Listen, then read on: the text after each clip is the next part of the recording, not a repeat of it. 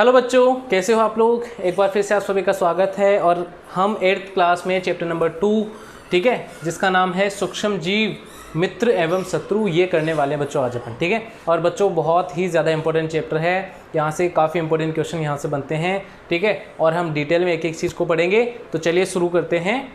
तो सबसे पहली बात तो ये आती है कि ये सूक्ष्म जीव होते क्या हैं। ठीक है, ये सूक्ष्म जीव होते क्या हैं, ठीक है ना। सूक्ष्म जीव का मतलब होता है कि ऐसे कुछ जीव होते हैं हमारे चारों ओर जो हमें दिखते नहीं हैं, लेकिन वो वहाँ पे उपस्थित होते हैं। इनको सूक्ष्मदर्शी की सहायता से देख सकते हैं, तो ये होते हैं सूक्ष्म जीव। ठीक है, जैसे जीवाणु, विषाणु हो गए, ठीक है, कवक हो गए, शैवाल हो गए, ये बहुत सारे जो हैं ऐसे क्या होते हैं, ये सूक्ष्म जीव होते हैं जिनको हम देख नहीं पाते। ठीक है ना, इनको सूक्ष्मदर्शी की सहायता से देखा जा सकता है। क्लियर है। तो सूक्ष्म जीव, अब इनमें कुछ तो हमारे लिए फ़ायदेमंद होते हैं, कुछ हमारे लिए बहुत ज़्यादा नुकसानदायक होते हैं, क्योंकि जो नुकसानदायक होते हैं वो हमारे शरीर में क्या करते हैं, बहुत सारे रोग पैदा कर देते हैं। और जो मित्र जो सूक्ष्म जीव होते हैं वो हमारे लिए फ़ायदेमंद होते हैं।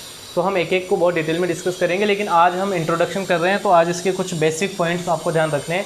ठीक है, तो सबसे पहली बात, कुछ जीव ऐसे होते हैं जिन्हें हम बिना सूक्ष्मदर्शी की सहायता से केवल आँखों से नहीं देख सकते हैं, उन्हें सूक्ष्म जीव कहते हैं। इनको केवल किससे देखा जा सकता है, सूक्ष्मदर्शी। सूक्ष्मदर्शी एक यंत्र है जिसके द्वारा छोटी वस्तुओं को, बहुत छोटी वस्तुओं को जो है अपन बड़ा करके देख सकते हैं। तो सूक्ष्म जीव भी बहुत छोटे होते हैं, तो इनको बड़ा करके देखने के लिए हम सूक्ष्मदर्शी का उपयोग करते हैं। ठीक है, तो ये आप ध्यान रखेंगे। फिर है मिट्टी। देखो, सूक्ष्मदर्शी और दूरदर्शी दोनों में अलग अलग अंतर होता है। दूरदर्शी जो है दूर की वस्तुओं को देखने में काम में आता है, जैसे चांद वगैरह, अदर प्लैनेट्स हो गए, उनको देखने के लिए। सूक्ष्मदर्शी छोटी वस्तुओं को देखने के लिए काम में आता है बच्चों, ये भी आप ध्यान रखें। मिट्टी एवं पानी में अनेक सूक्ष्मजीव उपस्थित होते हैं। मिट्टी जो है उसमें और पानी में बहुत से सूक्ष्मजीव पाए जाते हैं। हम बोलते हैं कि सूक्ष्मजीव एक्चुअल में कहाँ प्रेजेंट होते हैं, कहाँ पाए जाते हैं, तो ये मिट्टी में पाए जाते हैं और जल में पाए जाते हैं। ये आपको ध्यान रखना है कि एक मतलब छोटा एक मिट्टी का थोड़ा सा भाग, यानी थोड़ी सी मिट्टी में जो है कई लाख जीवाणु या करोड़ों जीवाणु जो है पाए जा सकते हैं। कवक की कई प्रजातियाँ पाई जा सकती है इसमें। तो इस तरीके से हम बोल सकते हैं कि बहुत कम मिट्टी में भी बहुत ज़्यादा जो है जीवाणु पाए जाते हैं, मतलब सूक्ष्म जीव पाए जाते हैं। ये आप ध्यान रखेंगे। सूक्ष्म जीवों को 4 मुख्य भागों में बांटा गया है। पहला है जीवाणु, ठीक है, दूसरा है कवक, शैवाल एंड प्रोटोजोआ। अब तीनों में हम पहचाने कि कैसे कि कौन सा शैवाल है, कौन सा कवक है, कौन सा जीवाणु। जैसे कि जीवाणु जो है ये जो है कई प्रकार के रोग उत्पन्न कर देते हैं हमारे शरीर में। ठीक है, कवक आपने देखा होगा, कवक तो अपन देखते हैं जैसे कि रोटी पे, जो रोटी होती है पुरानी रोटी, उस पर आपने देखा होगा सफ़ेद ग्रीन कलर किसी के आ जाती है, उस पर जो है वो परत आ जाती है, उसको बोलते हैं अपन कवक बोलते हैं। ऐसे ही मशरूम आपने देखी होगी, मशरूम एक कवक है। ठीक है ना, तो ये क्या होते हैं, कवक होते हैं। शैवाल, पानी में आपने देखा होगा हरे कलर के जो हैं क्या होते हैं, शैवाल होते हैं। ठीक है, हरे कलर के क्या होते हैं, शैवाल। आपने देखा होगा पानी भरा होता है, वहाँ पे पेंदे में हरे हरे कलर की जो है घास टाइप में उगाती है, उसको बोलते हैं शैवाल। प्रोटोजोआ, ये जो है मेन कैटेगरीज होती हैं इनकी। ठीक है बच्चों। फिर है विषाणु यानी वायरस, भी सूक्ष्म जीव है। जंतु ये अन्य, लेकिन ये अन्य से भिन्न होते हैं। वायरस भी, विषाणु भी सूक्ष्म जीव होते हैं, लेकिन ये जो है इन सभी से क्या होते हैं, थोड़े भिन्न होते हैं।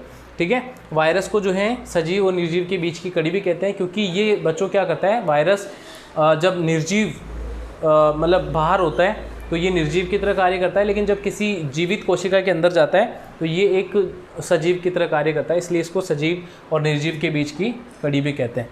कुछ सामान्य रोग जैसे कि जुकाम, काशी, इन्फ्लुएंजा यानी फ्लू, ये जो है ये विषाणु के कारण होते हैं। ठीक है, ये वायरस के कारण होते हैं। जैसे बर्ड फ्लू हो गए, फ्लू जितने भी हैं वो सारे किससे होते हैं, विषाणु से होते हैं।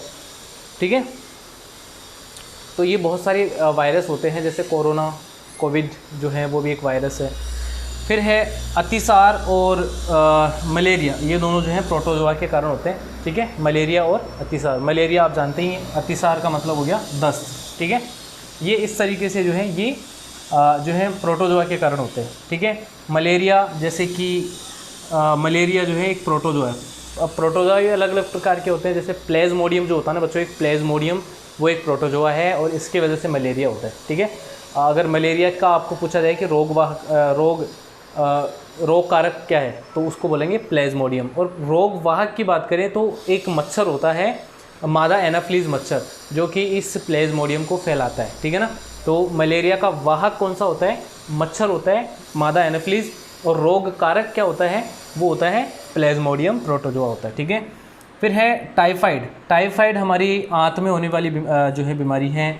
और क्षय रोग टीबी, ठीक है। और ये दोनों किससे होते हैं, जीवाणु से होते हैं। इसके अलावा टिटनेस हो गए, ठीक है, कोलेरा हो गया, हेजा कोलेरा हेजा ही होता है, ठीक है। और भी कई प्रकार के रोग होते हैं जो जीवाणु से होते हैं।